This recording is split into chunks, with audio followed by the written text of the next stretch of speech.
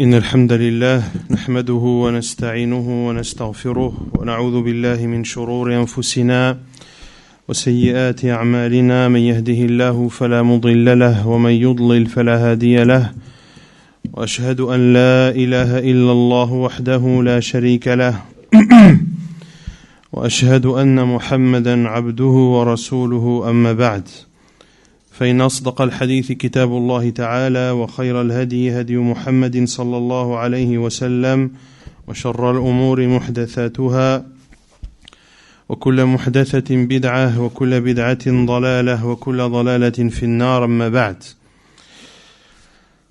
Nous continuons la lecture du tafsir de Cheikh Abdurrahman ibn Nasir al-Sa'di rahimahullah ta'ala. Aujourd'hui, on entame le tafsir, l'exégèse de sourate Abasa, qui est traduit par « Il s'est renfrogné ». قال الله تعالى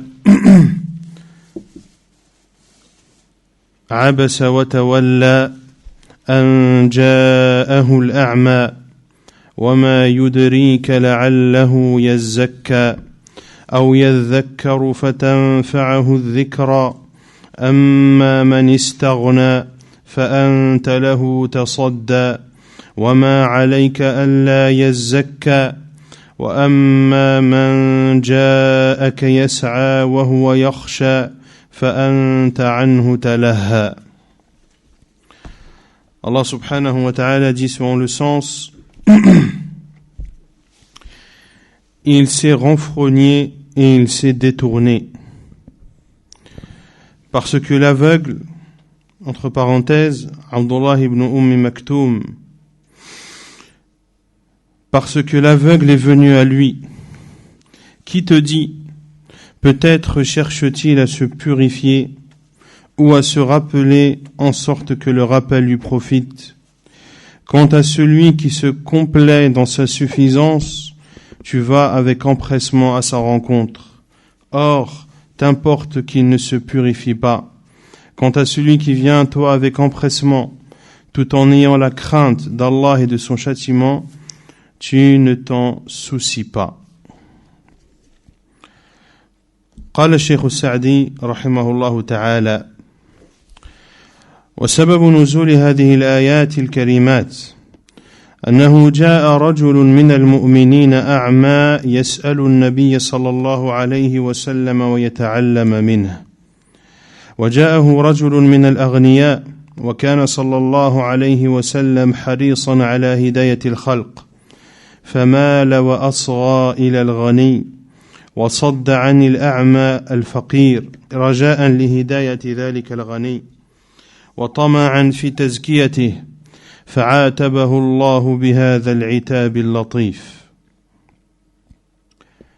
فقال عبس أي في وجهه وتولى في بدنه لأجل مجيء الأعمى له ثم ذكر الفائدة في الإقبال عليه فقال وما يدريك لعله أي الأعمى يزكى أي يتطهر عن الأخلاق الرذيلة ويتصف بالأخلاق الجميلة أو يذكر فتنفعه الذكرى أي يتذكر ما ينفعه فيعمل بتلك الذكرى وهذه فائدة كبيرة وهي المقصود من بعثة الرسل ووعظ الوعاظ وتذكير المذكرين فإقبالك على من جاء بنفسه مفتقرا لذلك منك هو الأليق الواجب وأما تصديك وتعرضك للغني المستغني الذي لا يسأل ولا يستفتي لعدم رغبته في الخير مع تركك من هو أهم منه فإنه لا ينبغي لك فإنه ليس عليك ألا يزكى فلو لم يتزكى فلست بمحاسب على ما عمله فدل هذا على القاعدة المشهورة أنه لا يترك أمر معلوم لأمر موهوم ولا مصلحة متحققة لمصلحة متوهمة وأنه ينبغي الإقبال على طالب العلم المفتقر إليه الحريص عليه أزيد من غيره. Cheikh Sa'di rahimahullah dit: la cause de la révélation de ces 10 premiers versets de Sourate Abasa est la venue d'un homme croyant aveugle, qui est Abdullah ibn Maktoum, qui est l'un des 2 mu'adhdhin du prophète sallallahu alayhi wa sallam. Le prophète sallallahu alayhi wa sallam avait 2 mu'adhdhin. Le premier était Bilal ibn Abi Rabah et le second était Abdullah ibn Maktoum. Et Abdullah ibn Maktoum était aveugle.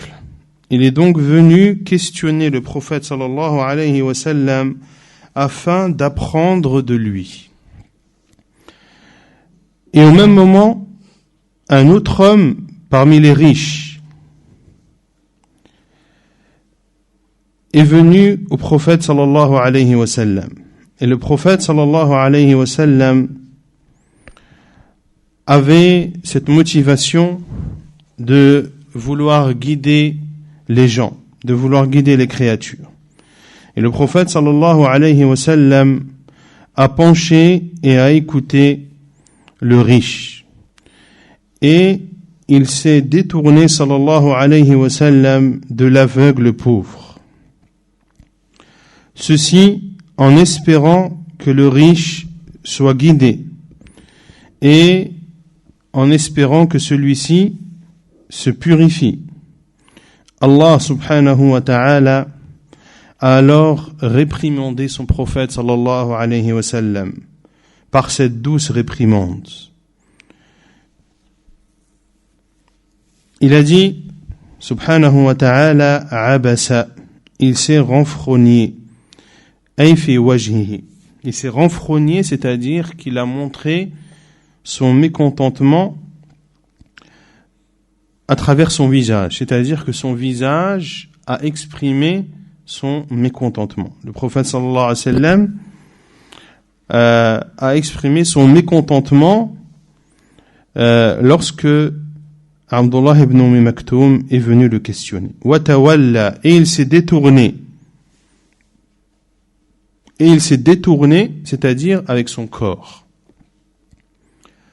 Lorsque l'aveugle est venu à lui. Puis Allah subhanahu wa ta'ala a cité à son prophète sallallahu alayhi wa sallam le bénéfice qu'il aurait eu en écoutant l'aveugle qui est venu à lui. Et il dit subhanahu wa ta'ala wa ma yudrika la'allahu. Qui sait, peut-être cherche-t-il, en parlant de l'aveugle, peut-être cherche-t-il à se purifier, c'est-à-dire à vouloir se purifier de tous les mauvais comportements et à être doté des comportements les plus louables. Ou bien, parmi les bénéfices qu'aurait eu le prophète sallallahu alayhi wa sallam en écoutant l'aveugle et en répondant à sa demande, ou se rappeler et que le rappel lui soit profitable, c'est-à-dire que ce que tu lui aurais dit aurait été un rappel qui aurait été profitable à cet homme aveugle. Et ceci, comme le dit Cheikh Sa'di, وَهَذِهِ فَائِدَةٌ كَبِيرَةٌ. Et ceci est un grand bénéfice. Et c'est le but de l'envoi des prophètes. Et c'est pourquoi les exhortateurs exhortent. Et c'est pourquoi les rappeleurs font leur rappel d'aller vers celui qui vient à toi, en montrant qu'il a besoin de toi, eh bien d'aller vers lui est ce qu'il y a de mieux à faire. Quant à te détourner, ou amma tasaddiq, quant à te diriger vers le riche, celui qui est comblé, celui qui ne pose pas de questions, car il n'a pas d'intérêt et ne recherche pas le bien. Le fait donc de te consacrer à ce riche qui ne t'a pas posé de questions, car il n'a besoin de rien et il est comblé, et ne recherche pas le bien, il ne t'appartenait pas cela. Il ne t'appartenait pas de faire cela. فَإِنَّهُ لَيْسَ عَلَيْكَ أَنْ لَا يَزَّكَّى. Nul reproche à toi si il ne se purifie pas. En parlant de qui? Du riche. Nul reproche à toi s'il ne se purifie pas. فَلَوْ لَمْ يَتَزَكَّى فَلَيْسَ بِمُحَاسَبٍ عَلَى مَا عَمِلَهُ مِنَ الشَّرِّ. Et s'il ne se purifie pas, tu ne seras pas jugé pour ce qu'il aura fait comme mal. Ainsi, deux situations se sont présentées au prophète sallallahu alayhi wa sallam. Un homme aveugle qui avait besoin de rappel et qui voulait et qui craint Allah azza wa jal et veut se purifier et veut s'améliorer. Et de l'autre côté, une personne riche qui a sûrement du pouvoir, mais qui ne montre pas une volonté de vouloir le bien et de le mettre en pratique. Ainsi, il y a deux situations et Allah azza wa jal a clairement montré à son prophète sallallahu alayhi wa sallam que le mieux aurait été de se diriger vers l'aveugle. Et Cheikh Sa'di dit que ces versets sont une preuve et viennent appuyer une règle célèbre en islam, qui est que l'on ne délaisse pas une chose connue pour une chose illusoire, ni un bienfait avéré pour un bienfait imaginaire. On ne délaisse pas une chose connue pour une chose illusoire, ni un bienfait avéré pour un bienfait imaginaire. Ainsi, d'entre les deux, entre le pauvre aveugle et le riche, eh bien, le bienfait et la chose connue est que ce pauvre aveugle, Abdullah ibn Maktoum, est venu avec sincérité pour apprendre du prophète sallallahu alayhi wa sallam et pour le questionner sur la religion afin de se perfectionner et afin d'atteindre les hauts degrés de la foi. Et Cheikh Sa'di dit, il est donc demandé de se diriger vers l'étudiant en sciences, qui en a besoin et qui le recherche. Ainsi, lorsqu'une personne qui veut apprendre la science vient à toi pour te demander sur des sujets ou autres, eh bien, tu te dois, si tu en as bien sûr la possibilité et la capacité, de lui donner la science qu'il veut et de lui accorder la chose dont il a besoin. Et comme le dit Cheikh Sa'di, c'est ce pourquoi les prophètes ont été envoyés. ثم قال تعالى كلا إنها تذكرة فمن شاء ذكره في صحف مكرمة مرفوعة مطهرة بأيدي سفرة كرام بررة قتل الإنسان ما أكفره من أي شيء خلقه من نطفة خلقه فقدره ثم السبيل يسره ثم أماته فأقبره ثم إذا شاء أنشره كلا لما يقض ما أمره فلينظر الإنسان إلى طعامه فلينظر الإنسان إلى طعامه أنا صببنا الماء صبا ثم شققنا الأرض شقا فأنبتنا فيها حبا وعنبا وقضبا وزيتونا ونخلا وحدائق غلبا وفاكهة وأبا متاعا لكم ولأنعامكم. Puis Allah subhanahu wa ta'ala dit selon le sens: n'agis plus ainsi. Vraiment, ceci, en parlant du Coran, est un rappel.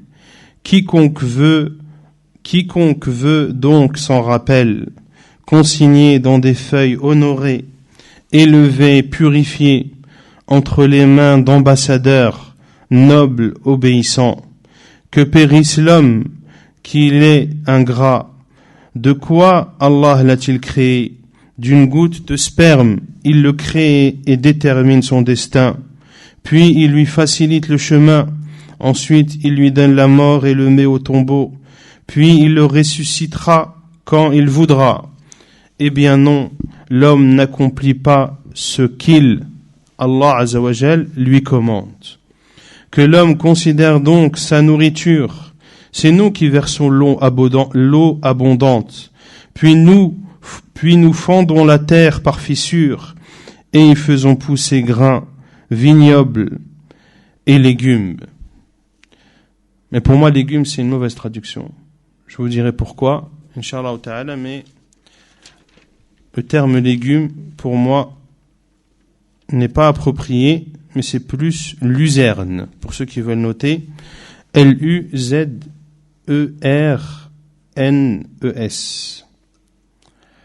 Ouvriers et palmiers, jardins touffus, fruits et herbages, pour votre jouissance, vous et vos bestiaux. قال الشيخ السعدي يقول تعالى: كلا إنها تذكرة، أي حقا إن هذه الموعظة تذكرة من الله يذكر بها عباده ويبين لهم في كتابه ما يحتاجون إليه ويبين الرشد من الغي. فإذا تبين ذلك فمن شاء ذكره أي عمل به، كقوله تعالى: وقل الحق من ربكم فمن شاء فليؤمن ومن شاء فليكفر. Allah subhanahu wa ta'ala dit: n'agis plus ainsi, en parlant à son prophète sallallahu alayhi wa sallam. Ceci est un rappel, c'est-à-dire que véritablement cette exhortation est un rappel de la part d'Allah subhanahu wa ta'ala, une exhortation à travers laquelle Allah azza wa jal fait un rappel à ses serviteurs et il leur montre dans son livre subhanahu wa ta'ala ce dont les gens ont besoin. Il leur montre la guidée de l'égarement. فَإِذَا تَبَيَّنَ ذَلِكَ, une fois que cela est connu, une fois que le Coran est parvenu de façon explicite, Allah Azza wa Jal dit فَمَنْ شَاءَ ذَكَرَهُ, c'est-à-dire que celui qui veut s'en rappelle, c'est-à-dire qu'il mette en pratique ce Coran, comme l'a dit Allah Azza wa Jal dans le verset 29 de sourate Al-Kahf, la caverne, et dit la vérité de ton Seigneur. Celui qui veut croire, qu'il croit, et celui qui veut mécroire, qu'il mécroit. ثم ذكر محل هذه التذكرة وعظمها ورفع قدرها فقال: في صحف مكرمة مرفوعة القدر والرتبة مطهرة من الآفاق وعن أن تنالها أيدي الشياطين أو يسترقوها، بل هي بأيدي سفرة وهي الملائكة الذين هم السفراء بين الله وبين عباده كرام أي كثير الخير والبركة بررة قلوبهم وأعمالهم. وذلك كله حفظ من الله لكتابه أن جعل السفراء فيه إلى الرسل الملائكة الكرام الأقوياء الأتقياء، ولم يجعل للشياطين عليه سبيلا، وهذا مما يوجب الإيمان به وتلقيه بالقبول، ولكن مع هذا أبى الإنسان إلا كفورا. Puis Allah subhanahu wa ta'ala, après avoir cité l'importance du Coran, que c'était un rappel et que celui qui veut s'en rappeler, qu'il s'en rappelle, c'est-à-dire qu'il le mette en pratique. Puis Allah subhanahu wa ta'ala a cité l'endroit et l'immensité dans l'endroit dans lequel se trouve ce rappel et le haut degré de ce rappel. Il dit subhanahu wa ta'ala dans des feuilles honorées, élevées, c'est-à-dire qui ont une grande place et un haut degré, mutahhara, des feuilles purifiées, c'est-à-dire purifiées de tout mal et purifiées du fait qu'elles puissent être touchées par des diables ou que des diables puissent les voler. Bel hiya, bien au contraire, ces feuilles sont entre les mains d'ambassadeurs, qui sont les anges. Ces anges qui sont les ambassadeurs entre Allah et ses serviteurs. Kiramin, c'est des ambassadeurs nobles, c'est-à-dire qui possèdent un grand bien et une grande bénédiction. Barara, obéissant, c'est-à-dire obéissant par leur cœur et par leurs actes. Et tout ceci de la part d'Allah subhanahu wa ta'ala est une préservation de son livre. Le fait qu'Allah subhanahu wa ta'ala ait fait en sorte d'avoir mis ce livre entre les mains d'ambassadeurs parmi des prophètes, parmi des anges, parmi des anges nobles, forts et pieux, et qu'Allah Azza wa Jalla ne l'ait pas mis et n'ait laissé aucune issue au diable pour atteindre ses feuilles. Et ceci doit nous pousser à croire au Coran et à l'accepter. Mais malgré tout cela, l'être humain persiste dans sa mécréance. ولهذا قال تعالى: قتل الإنسان ما أكفره لنعمة الله وما أشد معاندته للحق بعدما تبين وهو ما هو من أضعف الأشياء خلقه الله من ماء مهين ثم قدر خلقه وسواه بشرا سويا وأتقن قواه الظاهرة والباطنة. Malgré tout cela, l'être humain persiste dans sa mécréance. C'est pour cela qu'Allah Azza wa Jalla dit que périsse l'homme, il est ingrat. C'est-à-dire qu'il est ingrat envers les bienfaits d'Allah sur lui. Et comme est grande son obstination à rejeter la vérité lorsqu'elle lui apparaît, alors qu'il est ce qu'il est, c'est-à-dire que cet homme fait partie des choses les plus faibles. Allah Azza wa Jalla l'a créé d'une eau vile, puis a décrété sa création, puis l'a créé de façon complète, et Allah lui a accordé sa force, c'est-à-dire accordé à cet être humain sa force intérieure et extérieure.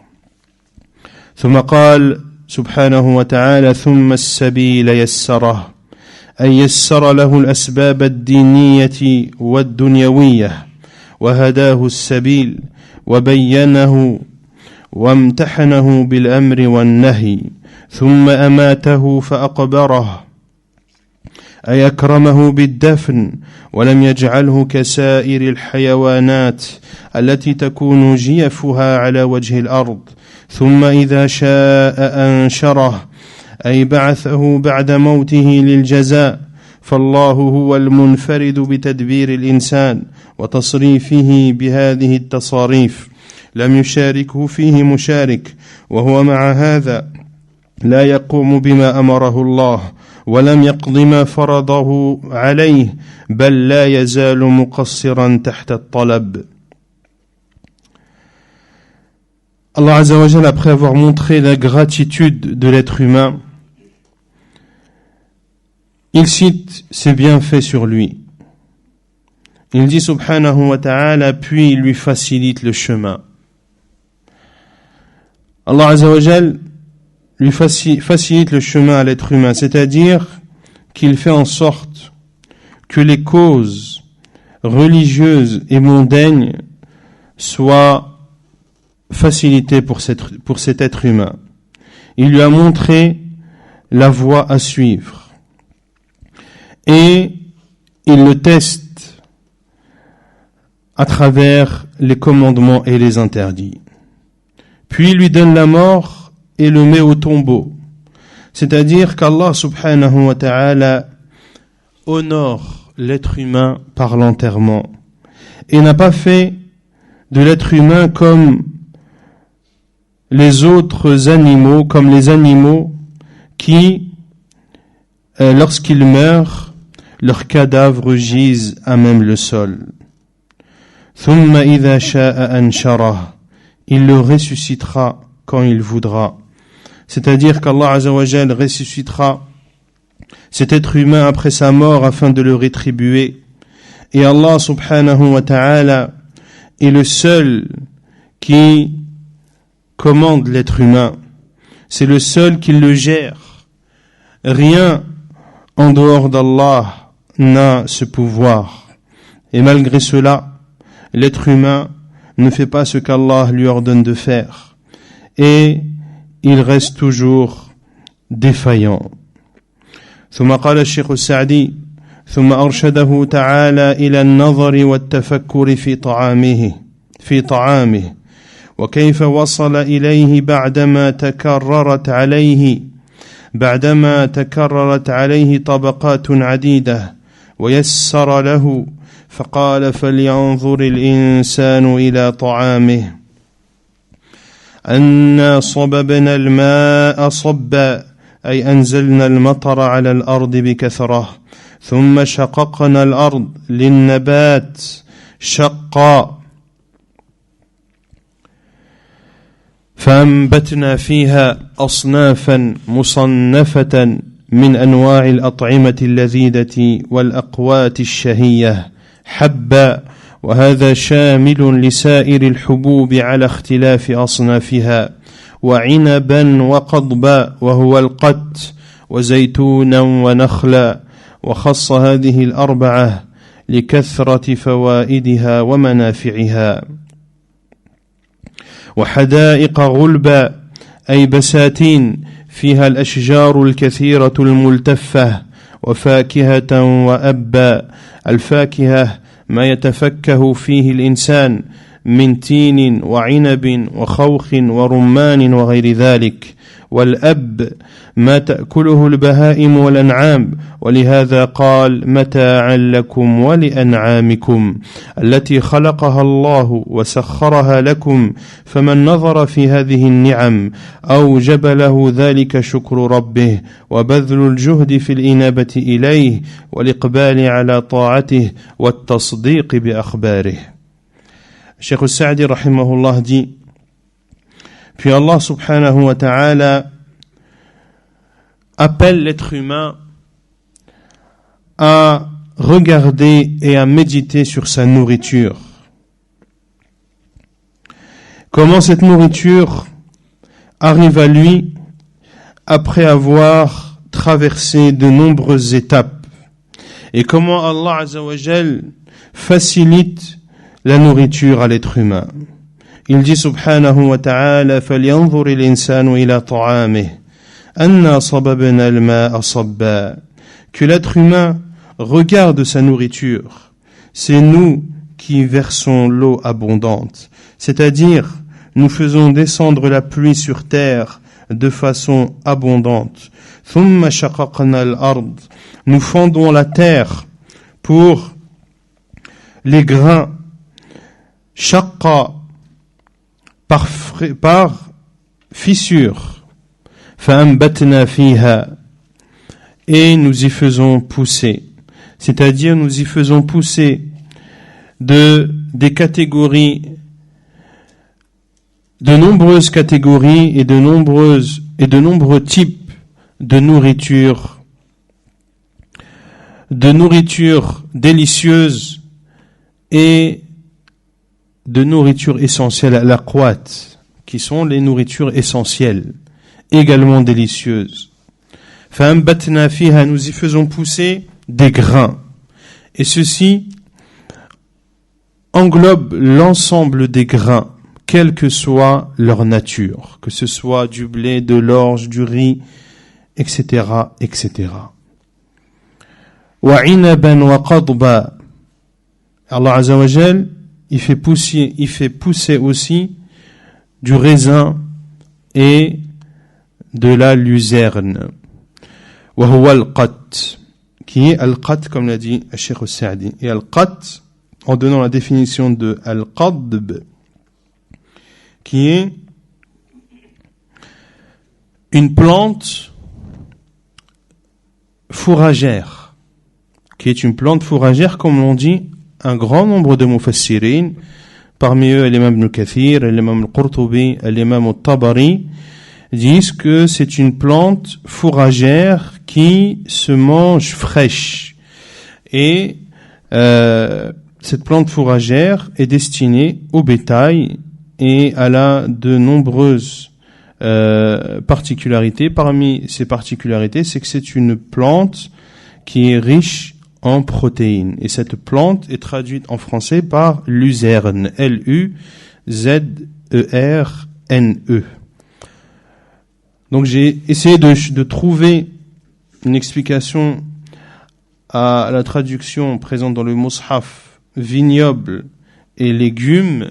Donc vignoble, le raisin, cela est clair pour tout le monde.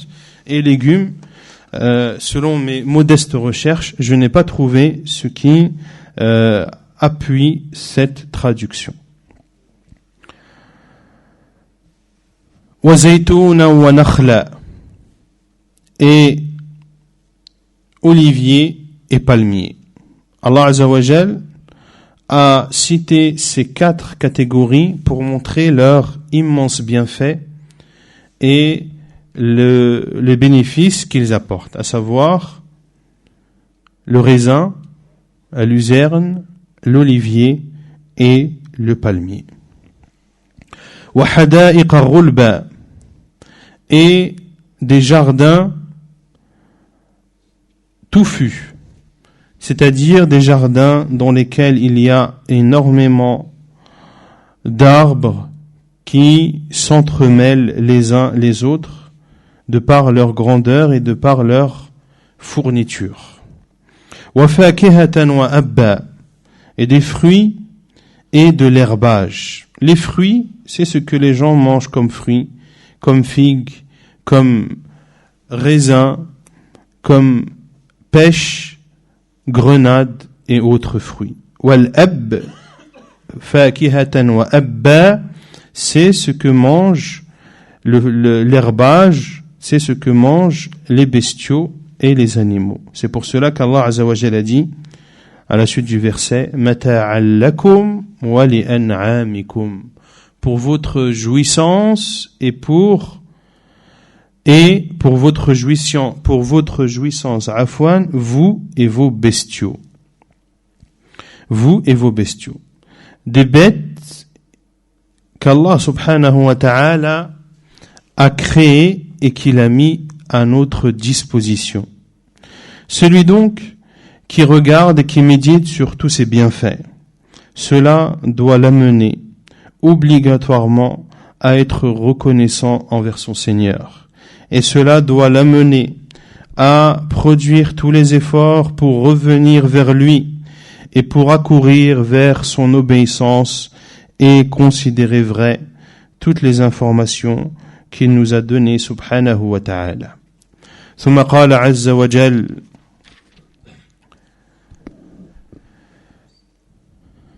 يوم يفر فإذا جاءت الصاخة يوم يفر المرء من أخيه وأمه وأبيه وصاحبته وبنيه لكل امرئ منهم يومئذ شأن يغنيه وجوه يومئذ مسفرة ضاحكة مستبشرة ووجوه يومئذ عليها غبرة ترهقها قترة أولئك هم الكفرة الفجرة. Puis Allah subhanahu wa ta'ala dit selon le sens: puis quand viendra le fracas, le jour où l'homme fuira son frère, sa mère, son père, sa compagne et ses enfants, chacun d'eux ce jour-là aura son propre cas pour l'occuper. Ce jour-là, il y aura des visages rayonnants, riants et réjouis, de même qu'il y aura ce jour-là des visages couverts de poussière, recouverts de ténèbres. Voilà les kafarah, les infidèles, les fajarah, les libertins. قال الشيخ السعدي رحمه الله: أي إذا جاءت صيحة القيامة التي تصخ لهوالها الأسماع وتنزعج لها الأفئدة يومئذ مما يرى الناس من الأهوال وشدة الحاجة لسالف الأعمال، يفر المرء من أعز الناس إليه وأشفقهم لديه من أخيه وأمه وأبيه وصاحبته أي زوجته وبنيه، وذلك لأنه لكل امرئ منهم يومئذ شأن يغنيه، أي قد أشغلته نفسه واهتم لفكاكها ولم يكن له التفات إلى غيرها، فحينئذ ينقسم الخلق إلى فريقين: سعداء وأشقياء. فأما السعداء فوجوههم يومئذ مسفرة، أي قد ظهر فيها السرور والبهجة مما عرفوا من نجاتهم وفوزهم بالنعيم، ضاحكة مستبشرة. ووجوه الأشقياء يومئذ عليها غبرة ترهقها أي تغشاها قترة، فهي سوداء مظلمة مدلهمة قد أيست من كل خير وعرفت شقاءها وهلاكها. أولئك الذين بهذا الوصف هم الكفرة الفجرة، أي الذين كفروا بنعمة الله وكذبوا بآيات الله وتجرؤوا على محارمه. Puis Allah subhanahu wa ta'ala dit dans ces versets 33 et 42 que lorsque viendra le fracas du jour dernier,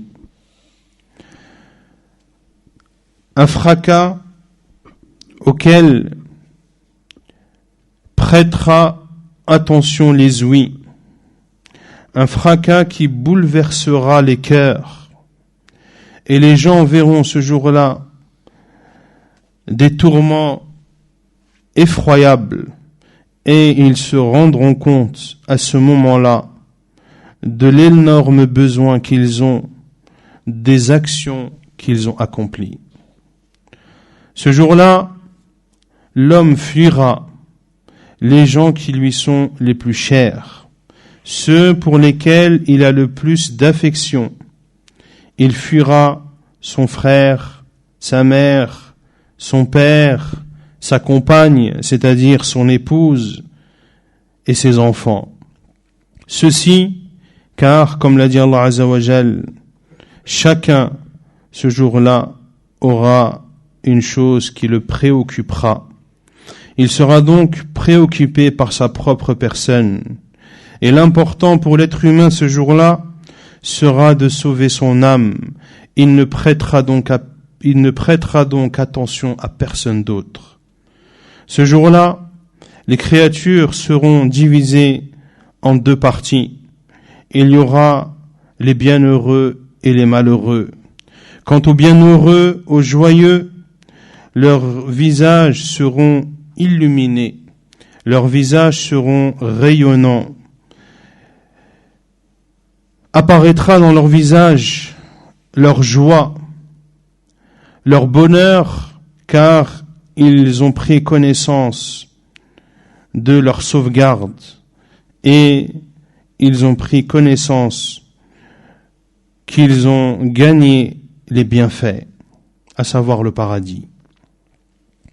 Pour cela qu'Allah Azza wa Jal a décrit ces visages comme étant riants et réjouis.